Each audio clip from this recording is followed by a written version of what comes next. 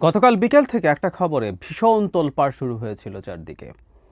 সেটা হচ্ছে উপদেষ্টা আসিফ মাহমুদ সজীব ভুঁইয়ার একটা ব্যাগে স্ক্যানিংয়ের সময় সেখানে পিস্তলের গুলি সহ ম্যাগাজিন পাওয়া গেছে। পিস্তল ছিল না, গুলি ভর্তি ম্যাগাজিনটা ছিল। নানা রকম ঘটনা ঘটে। আমি একটু যদি প্রেক্ষাপটগুলো বলে রাখি, আমি প্রায় বলি যে আমার এই ভিডিওগুলো এক ধরনের ভিজুয়াল ডায়েরির মতো হয়ে থাকবে। মানে প্রথম দু একটা পোর্টালে নিউজটা আসে এবং সেই নিউজগুলো সরিয়ে ফেলা হয়। ইনফ্যাক্ট এটা খুবই সিগনিফিক্যান্ট একটা ব্যাপার, এটা নিয়ে বেশি আমরা কথা বলবো। তারপর জার্নালিস্ট জুলকারনাইন সায়ের একটা ভিডিও পোস্ট করেন যেখানে আসলে এই পুরো ঘটনাগুলো দেখা যায়, কীভাবে স্ক্যান্ড হচ্ছে, পরে কীভাবে পাওয়া গেল এবং সেটা পরবর্তীতে তার পিএসের কাছে দিয়ে দেওয়া হয়েছে। এভাবে চললো, আর দু একটা জায়গায় এটা নিয়ে নিউজ থাকলো। শেষে আমরা দেখেছি জনাব আসিফ মাহমুদ সজীব ভুঁইয়া একটা স্টেটাস দিয়েছেন। তিনি এখানে এই ম্যাগাজিনটা পাওয়া নিয়ে দুঃখ প্রকাশ করেছেন। তিনি এটা তার অনিচ্ছাকৃতভাবে হয়েছে বলে জানিয়েছেন। তার স্টেটাস দিতে দেরি হয়েছে কারণ তিনি তার ট্রাভেলিং শেষ করে তারপরে এই ব্যাপারে স্টেটাস দিয়েছেন, এরকম বলেছেন। কী ব্যাপারে আলোচনা হলো? প্রথম সবচেয়ে তীব্র আলোচনা সমালোচনা যেটা হয়ে দাঁড়িয়েছে সেটাই আসলে আগে কথা বলবো, কিন্তু ওর বাইরেও এটার একটা বিরাট সিগনিফিক্যান্স আছে। আমি সেটাকেই বেশি গুরুত্বপূর্ণ বলে মনে করি। প্রথম যে আলোচনাটা শুরু হলো এবং অনেকেই মনে করলেন, আমিও প্রাথমিকভাবে যেসব ডকুমেন্ট সোশ্যাল মিডিয়াতে এসেছে তাতে দেখে মনে হচ্ছিল এই অস্ত্রটা অবৈধ। কেন অবৈধ মনে করা হয়েছে সেটা যুক্তি হলো, প্রাথমিকভাবে যে কন্ডিশন দেওয়া হয়েছে একটা স্মল আর্ম মানে পিস্তল বা রিভলভার জাতীয় অস্ত্র নেওয়ার জন্য, সেটা অন্তত দুটো জায়গায় জনাব আসিফ মাহমুদ সজীব ভুঁইয়া ম্যাচ করেন না। প্রধানটা হচ্ছে তার বয়স।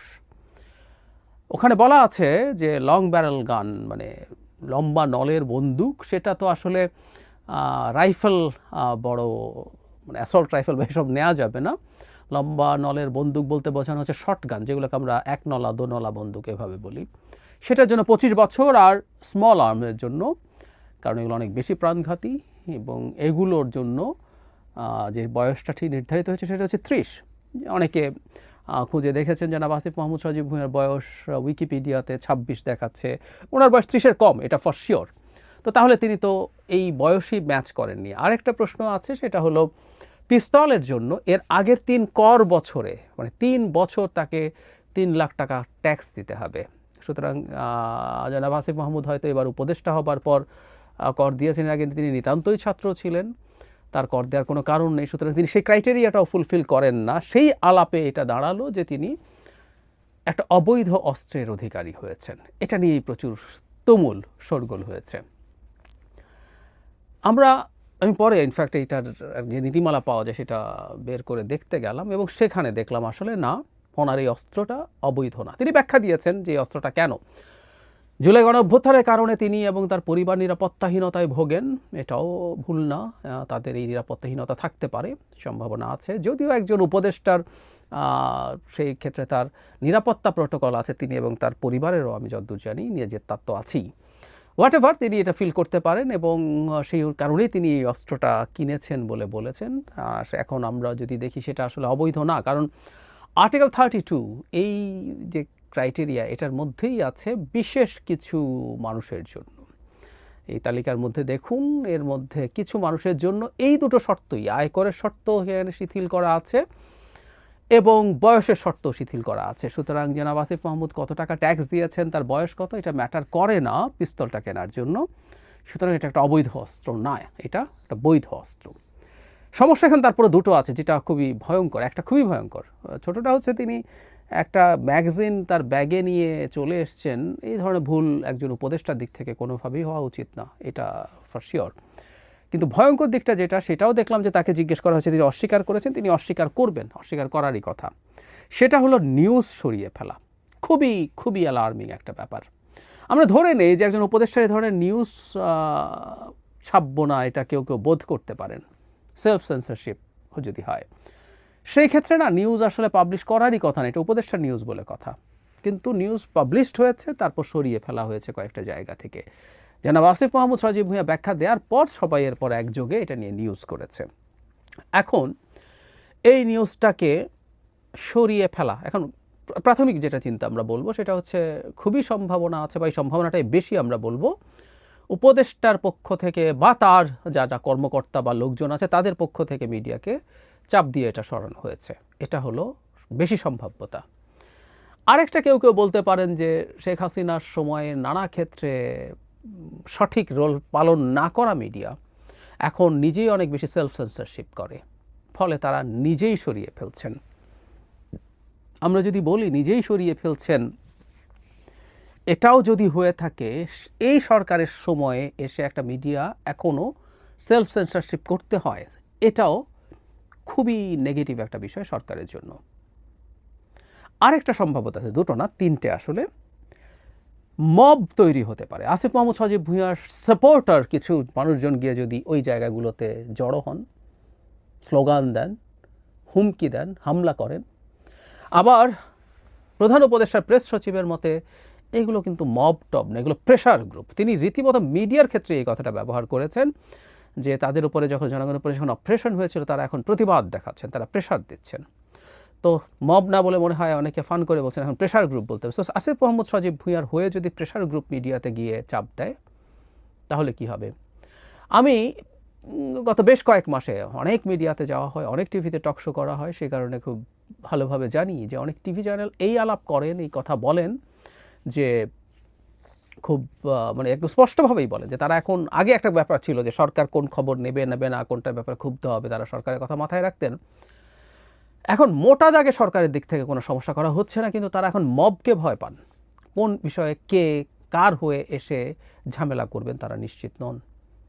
এইটার কারণে একটা সেলফ সেন্সরশিপ তৈরি হয়েছে। এটাও সরকারের জন্য খুবই খুবই ডিসক্রেডিটের ব্যাপার, কারণ এই মবগুলো তৈরি হওয়া এবং সেই মবের পক্ষে সম্মতি উৎপাদন তো সরকারের বাইরে আছে, সরকারের মধ্য থেকে হচ্ছে। যেন Shafiqul Alam press secretary pressure group বলে এগুলোকে সম্মতি উৎপাদন করছেন, এগুলোকে অবৈধ কিছু, এগুলো নেগেটিভ কিছু, সেই জায়গা থেকে মানুষকে সরিয়ে আনার চেষ্টা করছেন।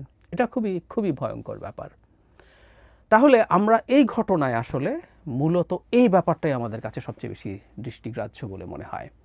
এই প্রসঙ্গে তিনি যদি এই কাজটা করে থাকেন, করেছেন বলে আমি ধরে নেই, আমি সেটা মনে করি, কারণ তার অনেক আচরণ অনেক দিন থেকে আমাদের কাছে একটা এই সরকারের উপদেষ্টা সুলভ নয়। বালখিল্য আচরণ বা বালখিল্য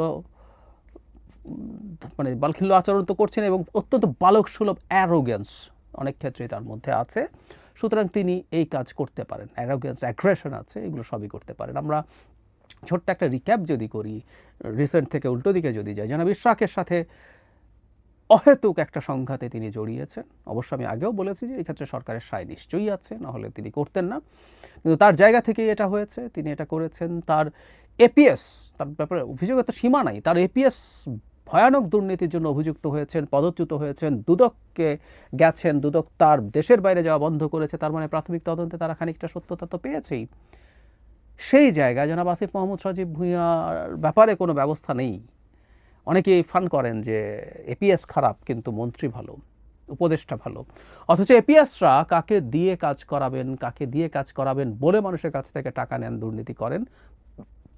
এটা বুঝতে খুব বেশি জ্ঞানের দরকার নেই, একেবারে বেসিক কাণ্ডজ্ঞান দিয়ে বোঝা যায়। এর বাইরেও যেটা সবচেয়ে বেশি আলোচিত আমরা একটু স্মরণ রাখবো, তিনি সেনাপ্রধানের ব্যাপারে একটা ইন্টারভিউ দিয়েছিলেন। আমি খুব বিস্তারিত আর ওদিকে যাচ্ছি না।